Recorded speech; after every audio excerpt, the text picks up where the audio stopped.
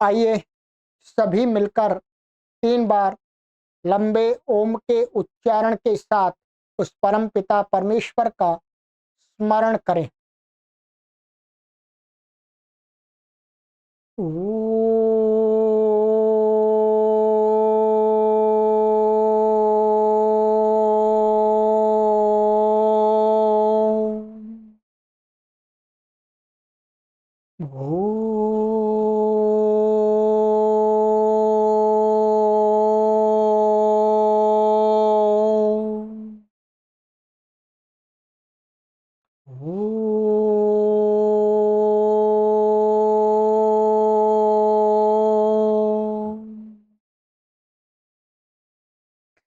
सभी को सादर नमस्ते। सनातन वैदिक धर्म यूट्यूब चैनल में आप सभी का हार्दिक अभिनंदन। आइए मित्रों, महर्षि पतंजलि द्वारा प्रणीत योग दर्शन के स्वाध्याय की इस सीरीज में 44वीं कक्षा को पढ़ेंगे, 44वें पाठ को पढ़ेंगे। द्वितीय पाद हमारा चल रहा है साधन पाद। गत कक्षा में कुछ सूत्रों पर चर्चा की थी, उससे आगे चर्चा को आरंभ करते हैं। गत कक्षा में हमने जो 2 हमारे नियम थे, शौच और संतोष, उन नियमों के फलों पर विचार किया था, जिसके लिए हमने 3 सूत्र पढ़ाए थे आपको।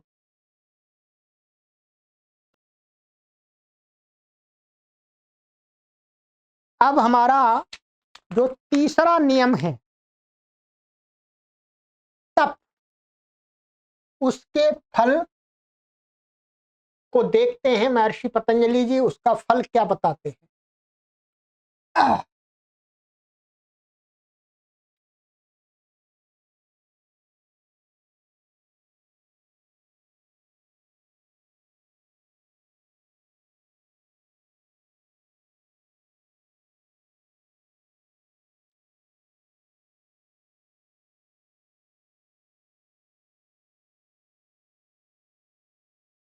ये वाला हमारा हो गया था संतोष, और इसी के आगे लिख लेते हैं इसको।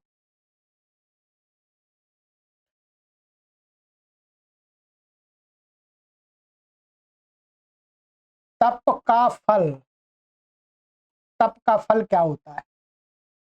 इसके लिए महर्षि पतंजलि कहते हैं, जो ये आपको तप बताया था यहां पर,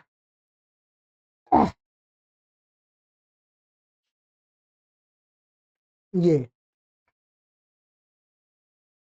तप बताया था कि द्वंद्वों का सहन करना, मान अपमान, सुख दुख, सर्दी गर्मी, भूख प्यास, लाभ हानि आदि स्थिति में भी चित्त को शांत रखना, इसका अभ्यास करना।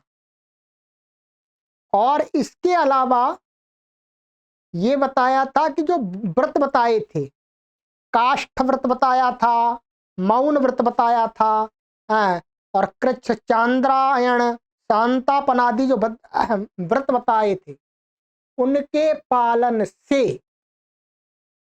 योगी को क्या प्राप्त होता है, अब उसको बता रहे हैं कि तप के सिद्ध हो जाने पर, तप की दृढ़ स्थिति हो जाने पर, कहते कायेंद्रिय सिद्धि रस शुद्धि क्षया तपस। ये सूत्र है, कायेंद्रिय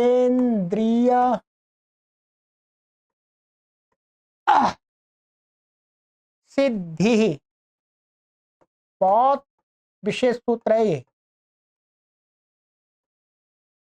अशुद्धि क्षयात,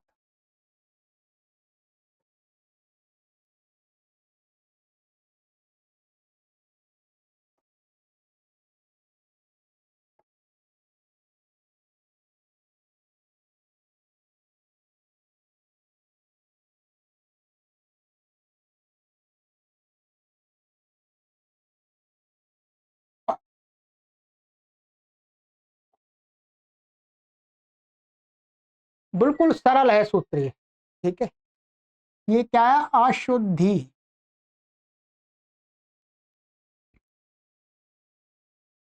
ये कहते हैं जो तप है, तप, तप से क्या होता है? जो चित्त में अशुद्धि होती है, ठीक? चित्त में जो अशुद्धि होती है और शरीर में जो अशुद्धि होती है, चित्त में अथवा चित्त अर्थात इंद्रिय आदि में जो अशुद्धियां होती हैं, विकृति होती है, दोष होते हैं, और शरीर में उनके क्या हो जाता? वो अशुद्धि होती है, उसका क्षय माने नाश हो जाता। तप करने से, द्वंद्वादि सहन करने से, कृच्छ्रादि व्रतों का पालन करने से साधक की जो क्या होती है? अशुद्धि होती है चित्त आदि में, वो क्या है? नष्ट हो जाती है। नष्ट हो जाने से तप के द्वारा शरीर और इंद्रिय और चित्त की अशुद्धि है जो, उसका नाश हो जाने से योगी को क्या प्राप्त होता है? कहते हैं कायेंद्रिय सिद्धि। यहां पर काय का अर्थ है शरीर। क्या है? शरीर। और इंद्रिय का अर्थ आपको पता ही है, इंद्रियां हैं हमारी 5 ज्ञानेंद्रियां हैं। माने इंद्रिय माने इंद्रियां, सेंस, ठीक है। काय और इंद्रिय, इनकी सिद्धियां प्राप्त होती है। माने शरीर की, शरीर से संबंधित और इंद्रियों से संबंधित उसको सिद्धि प्राप्त होती है। वो सिद्धि क्या है? कहते हैं कि जो योगी होता है तप के माध्यम से ऐसी सिद्धि को प्राप्त कर लेता है शरीर को, कि वो चाहे तो अपने शरीर को बहुत सूक्ष्म बना सकता है, छोटा बना सकता है। ऐसा लिखा है व्यास भाष्य के अंदर। क्या है? उस योगी को अणिमा महिमा आदि सिद्धियां प्राप्त होती हैं। जो अणिमा महिमा आदि सिद्धियां हैं, ये क्या है? ये शरीर से संबंधित सिद्धियां हैं, ध्यान रखेंगे। ये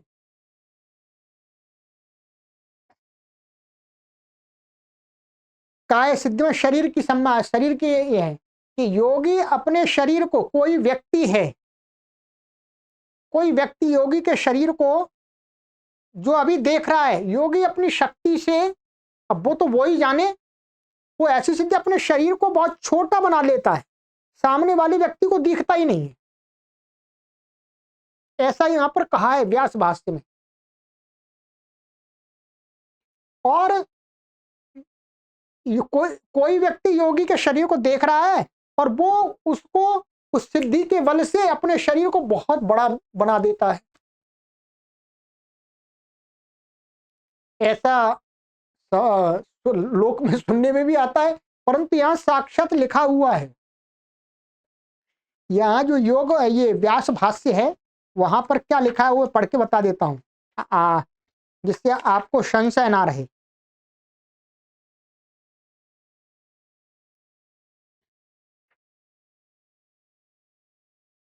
ये लिखा हुआ है,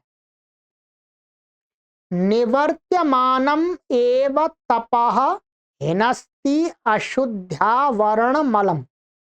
ये इसका अर्थ है कि माने पूरा विधि पूर्वक किया हुआ, विधि पूर्वक किया हुआ तप, जो हमने व्रत आदि बताए थे, जिस जो विधि है, उस विधि पूर्वक व्रत आदि, और जो सर्दी गर्मी मान अपमान लाभ हानि आदि, इनको सहन किया हुआ, क्या है? वो शरीर के और चित्त के मलों को नाश कर देता है, ठीक है।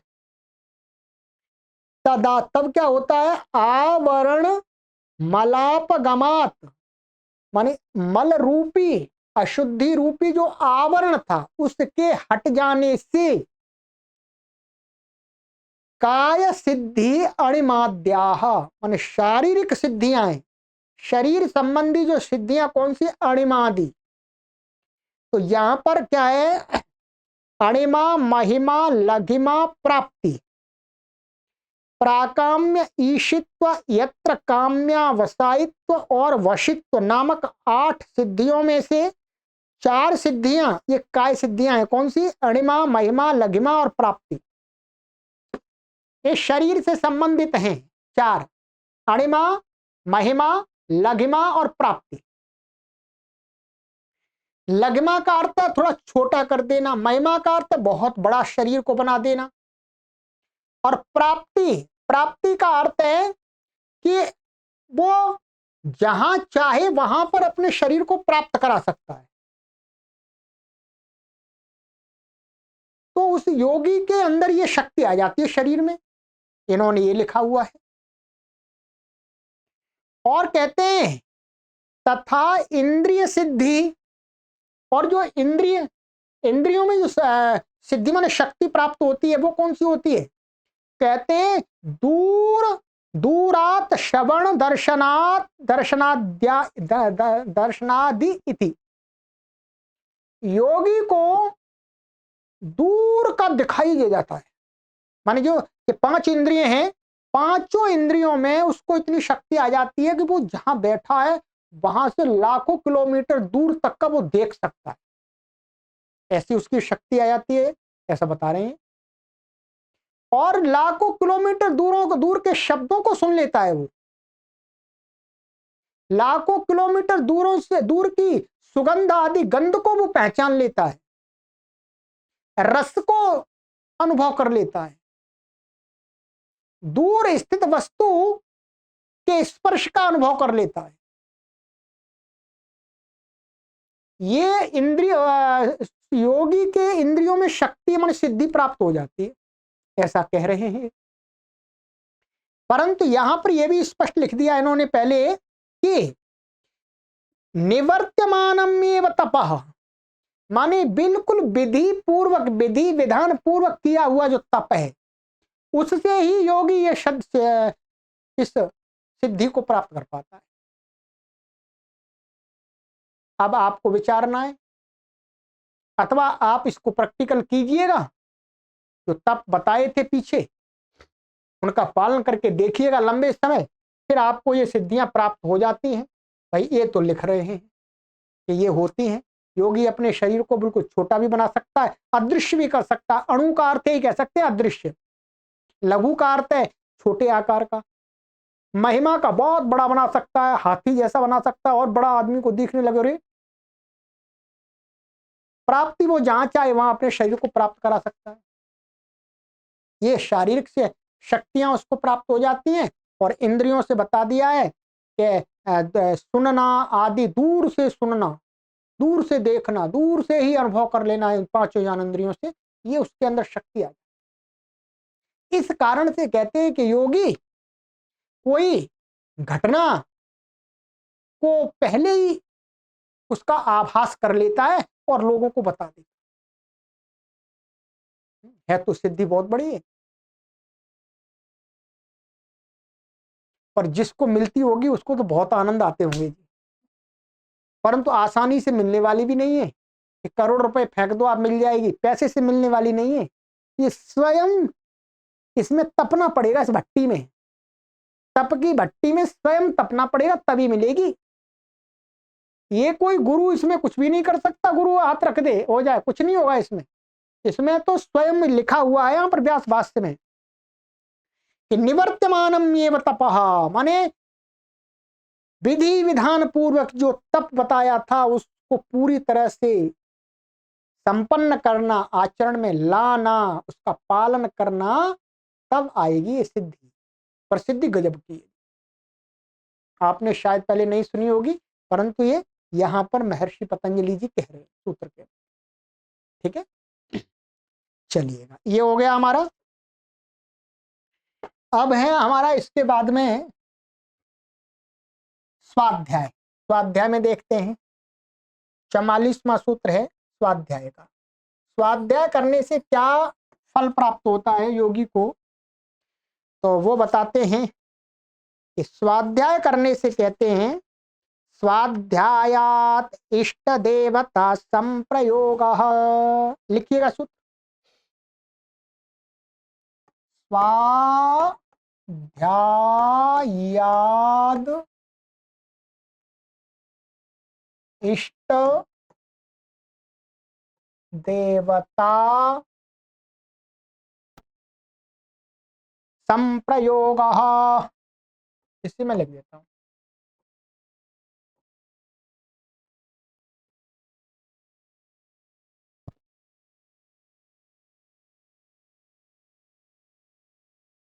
ठीक है, लिख लिया। स्वाध्यायात इष्ट देवता संप्रयोग। कहते हैं स्वाध्याय से क्या होता है, स्वाध्याय का पालन करने से योगी को कहते हैं इष्ट देवों के साथ में उसका संप्रयोग माने संग होता है।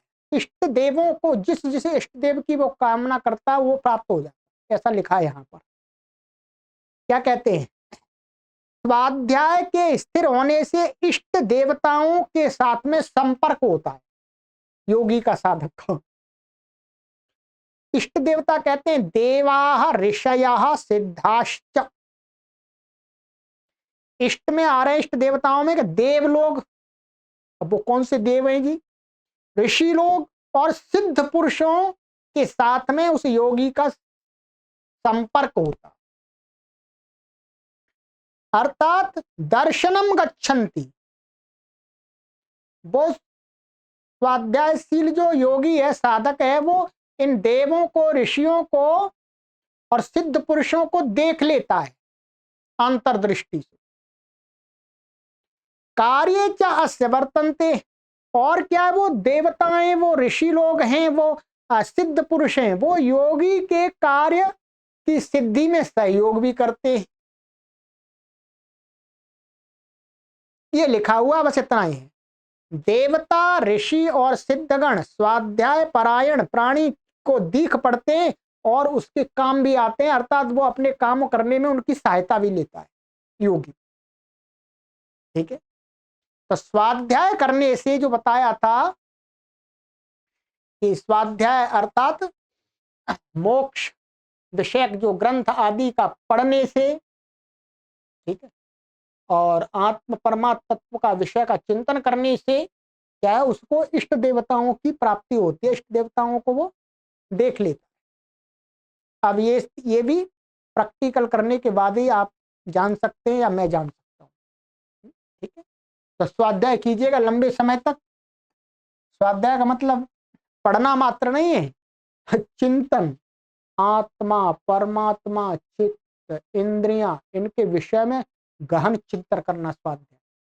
और वेदादि मंत्रों, जो वेदादि के मंत्र हैं उनका पाठ करना, उससे ये इनका मानना। ठीक, चलिएगा, ये हो गया हमारा। अब है ईश्वर प्रणिधान। अंतिम हमारा नियम क्या था, ईश्वर प्रणिधान। इसमें विशेष कोई व्याख्या करने वाली बात नहीं है।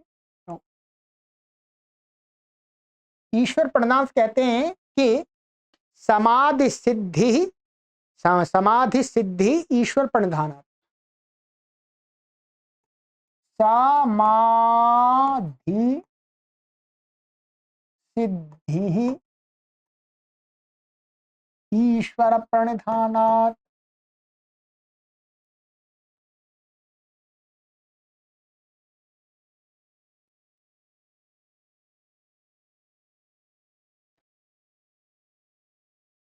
समाधि सिद्धि ईश्वर प्रणिधानात्।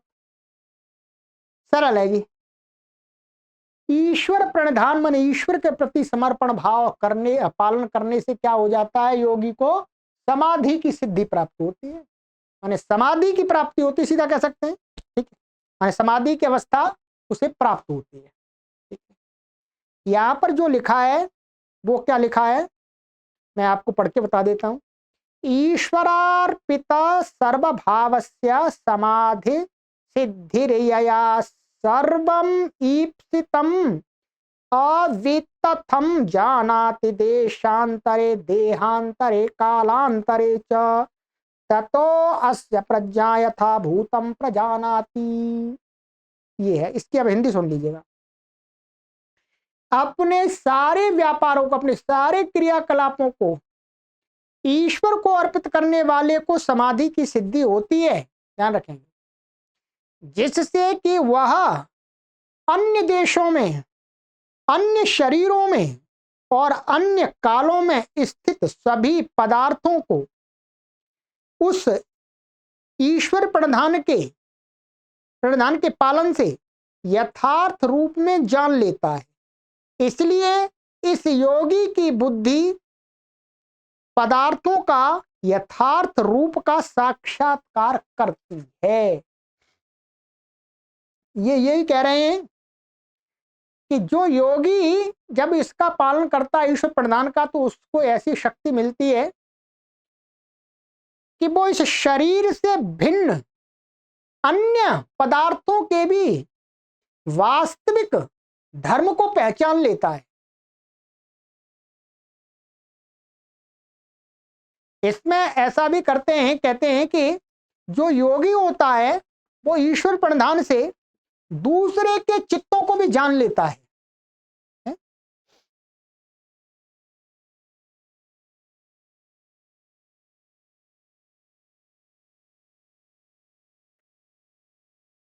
ऐसा कहीं मैंने पढ़ा था कि यहां तो नहीं लिखा हुआ, परंतु कि जो योगी है इसकी सिद्धि से मेरे चित्त में क्या चल रहा है, मेरे चित्त की स्थिति को वो जान जाता है, दूसरे के चित्तों की स्थिति को भी वो जानना चाहे तो जान लेता है। इसको माइंड रीडर बोलते हैं, तो माइंड रीडर बन जाता है। माइंड वो भी तो माइंड ही है, मन चित्त ही है, माइंड ही है, मन। तो समाधि सिद्धि ईश्वर के प्रधान से प्राप्त होती है। तो ये 5 नियमों के फल पर हमने चर्चा कर। अब इसके आगे हमारा आता है कि आसन। अभी समय थोड़ा, आसन बहुत सरल है। आसन की परिभाषा माने यम नियम। अब तीसरा अंक का है आसन। आसन के लिए यहां पर एक सूत्र बनाया है बस, 46वां। स्थिर सुखम आसनम। कोई विशेष इसकी परिभाषा नहीं दी है।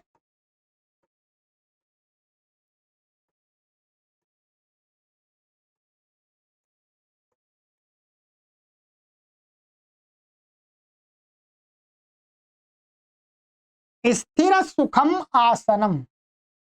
योगी जब साधना करता है उसके लिए कोई विशेष आसन को नियम नहीं किया गया।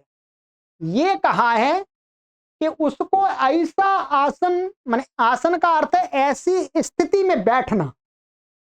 आसन का अर्थ वास्तव में माने ऐसी स्थिति में बैठना, माने स्थित होना, जहां पर स्थिर सुखम माने थोड़े समय, लंबे समय तक वो स्थिर रह करके सुखपूर्वक जिस शारीरिक स्थिति में वो बैठ सकता है, स्थित रह सकता है, उस आसन को आसन जानना। इसके लिए योगी को छूट दे दी है कि आप किसी भी स्थिति में आपको सुख मिलता है, आपको सुख मिले। प्रत्येक व्यक्ति को अपने शारीरिक अवस्था के अनुसार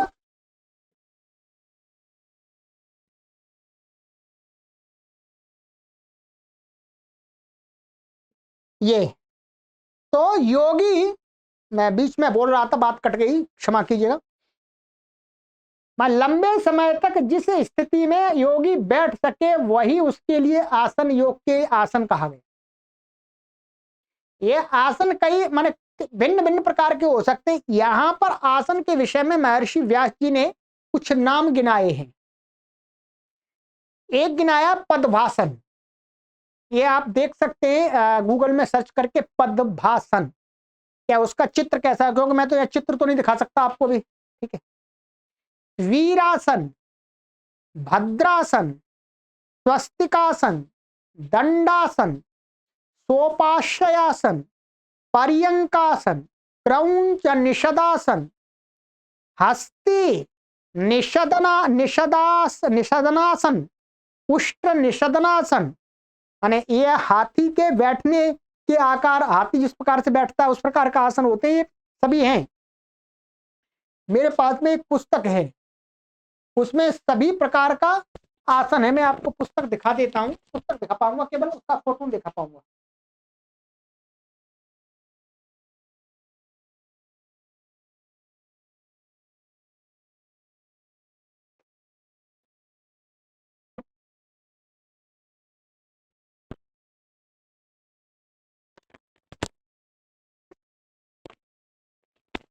ये पुस्तक है आसन प्राणायाम मुद्रा बंध। ये कुछ पुस्तक मेरे पास में रखी हुई है, नई है ये। हमने लोगों को उपलब्ध कराने के लिए बुलाई हुई थी, तो कोई मंगाना चाहे तो मंगा भी सकते हैं इनको, हमसे संपर्क कर लीजिए, कमेंट कर दीजिएगा तो मिल जाएगी आपको। ये मेरे पास में जो पुस्तक है ये हर जगह नहीं मिलती है, और मोटी पुस्तक है, और ये बहुत प्रसिद्ध पुस्तक है, बहुत प्रसिद्ध पुस्तक है। इसमें बहुत आसन दिए हैं, और इसमें लाभ हानि सब कुछ लिखा हुआ है, चित्र सहित है, इसमें चित्र भी है। आप देखेंगे चित्र में दिखा नहीं पा रहा है, चित्र दिख रहे हैं आपको। तो ये पुस्तक में आपको सभी प्रकार के जो आसन मिल जाएंगे, ठीक है, उनके लाभ ही। ये मेरे हिसाब से पुस्तक तो सभी योगी लोगों के पास में, माना योग आदि करते हैं उनके पास में होनी चाहिए, ठीक है। आप मेरे से मंगा सकते हैं। मेरे पास में अभी इसकी 5 प्रतियां रखी हुई हैं, कम ही लोग लेते हैं, हर जगह मिलती भी नहीं है, ठीक है। तो ये 5 प्रतियां रखी हुई हैं मेरे पास में, और ये जितने की है मैं आप लोगों को उससे कम में ही दे दूंगा, क्योंकि ये मुझे निकालनी है पुस्तकें, ये निकालनी है। तो आप मेरे से संपर्क कर लीजिएगा। और इसका जो पेज है वो कितने, 588, माने इसमें 590 है, माने 590 पेजेस हैं, ठीक है। बहुत अच्छी ये मोटा कवर है इसमें, और पेज भी बहुत सुंदर है, सभी लिखे हैं इसमें।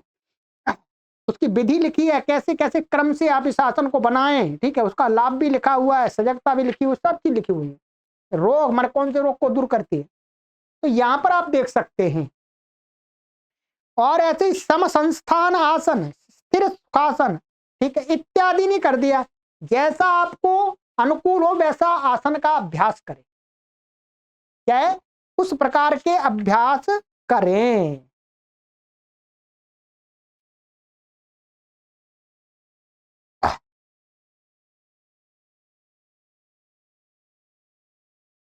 तो ये तो स्थिर सुखम आसनम, महर्षि पतंजलि ने तो यही कहा है कि उसी वही आसन में उसको योगी साधक को स्थित होना चाहिए।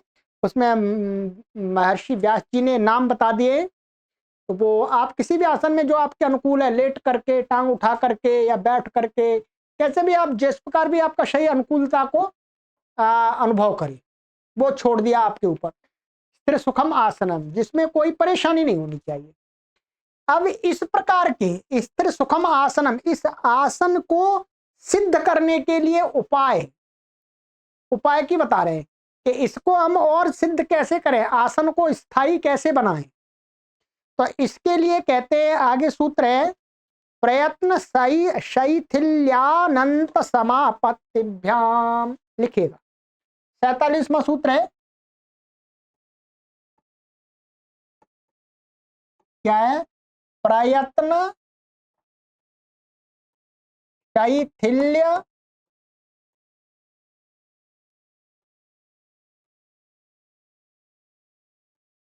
अनंत समापत्तिभ्याम।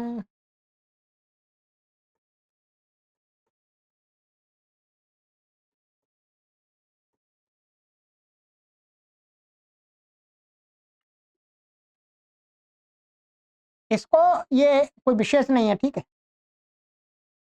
कहते हैं कि जो ये आसन है योगी का, ये और अच्छा कैसे बनता है, इसमें दृढ़ता कैसे आती है, जो लंबे समय तक योगी बैठा रहा एक ही आसन में। तो उसके लिए उपाय बताना, प्रयत्न शैथिल्य और अनंत समापत्तिभ्याम, 2 शब्द है इसमें, प्रयत्न शैथिल्य और अनंत समापत्ति।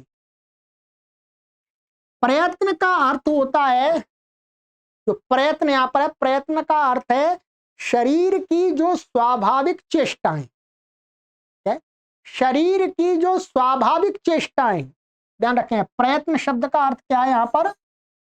शरीर की स्वाभाविक चेष्टाएं। ठीक है, तो कहते हैं क्या करना है, जो साधक है उसको अपने शरीर की जो स्वाभाविक चेष्टाएं उनको शिथिल करना है। शिथिल करना है उनको, मतलब एकदम रोक देना है। माने शरीर की जो भी चेष्टाएं होती हैं, कभी कंपन आदि होता है शरीर में स्वाभाविक, कभी लोग हिलते रहते हैं, बार बार पलक झपकते रहते हैं, इनको रोकना। या किसी का क्या होता है स्वाभाविक चेष्टा, किसी का पैर हिलता रहता है, हिलाता रहता है, कोई हाथ हिलाता रहता है ऐसे, तो ये स्वाभाविक जो चेष्टा है इनको शिथिल करना माने रोकना, इनको ढीला कर देना अर्थात रोक देना, जो स्वाभाविक चेष्टा को। ठीक है, कई लोग ऐसे ऐसे ऐसे करते रहते हैं, कई लोग ऐसे ऐसे पलकों को बार बार झपकाते रहते हैं, तो ये स्वाभाविक चेष्टा है, उनको शिथिल करना है, रोकना है। ठीक है, तो वही कहा। और अनंत समापत्तिभ्याम, जो अपना चित्त है उस चित्त का, माने चित्त को कहां लगाना है? अनंत में। अनंत में माने इस अनंत आकाश में लगाना है। इन्होंने ये बताया अनंत से यहां पर आकाश, चित्त ऐसा, चित्त को ऐसी जगह लगाना है कि जहां पर उसे कोई रोक टोक ना हो, कोई रोक टोक ना हो। आप किसी एक पर विषय पर लगाएंगे, छोटी वस्तु पर, तो वो वहां पर वही के इर्द गिर्द घूमता रहेगा, उसके बाहर अलग उसे कुछ दिखेगा। तो अपने चित्त को अनंत में स्थापित करना है, या अनंत का अर्थ यहां पर ये कह सकते हैं उस अनंत परमात्मा में लगाना है, केंद्रित करना है चित्त को। तो इन दोनों प्रकार से जो ये आसन है वो और ज्यादा अच्छा हो जाता है, योगी को साधना करने में कठिनाई नहीं आती है, बस इसका यही अर्थ है। ठीक है, अनंत का आकाश अर्थ भी लिया है कुछ व्याख्याकारों ने, कुछ परमात्मा भी लिया, दोनों सही है। परमात्मा भी अनंत है, आकाश भी अनंत है, तो उस अनंत में अपने चित्त को लगाने से ये जो आसन है ये दृढ़ होता है। ठीक है, वैसे आप मेरे हिसाब से तो बिल्कुल सामान्य आसन में बैठिए, पैरों को आराम से मोड़ करके। ठीक है, कभी आपको आसन भी दिखा देंगे, जो उसके लिए कैमरा मूव करना पड़ेगा, तो अभी कैमरा हम मूव नहीं कर सकते हैं। तो ये हो गया। अब इस आसन का लाभ क्या है, माने आसन का फल क्या है, उसको भी देख लेते हैं आज इस कक्षा में।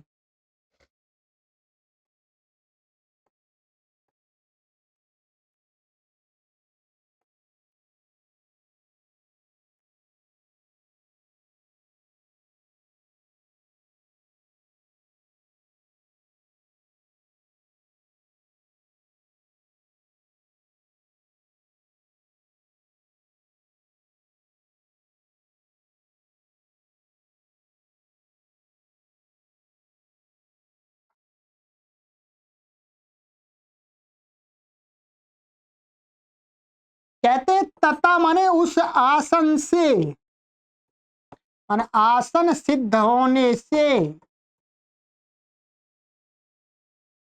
सिद्ध होने से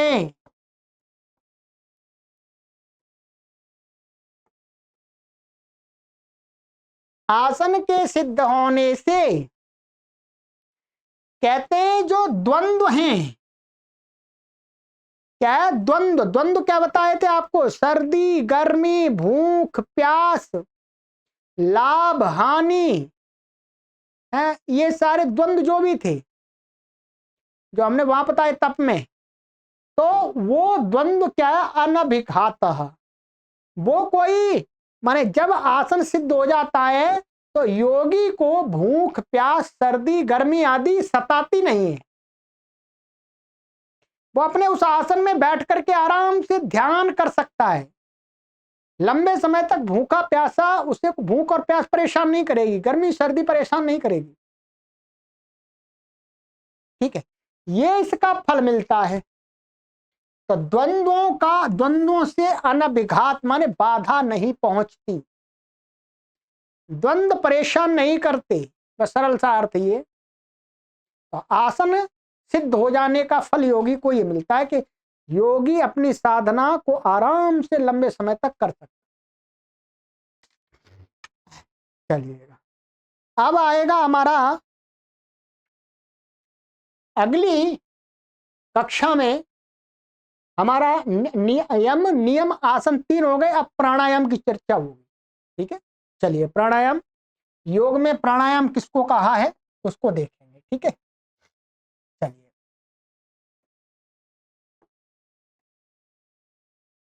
आज काफी सूत्र हो गए हमारे।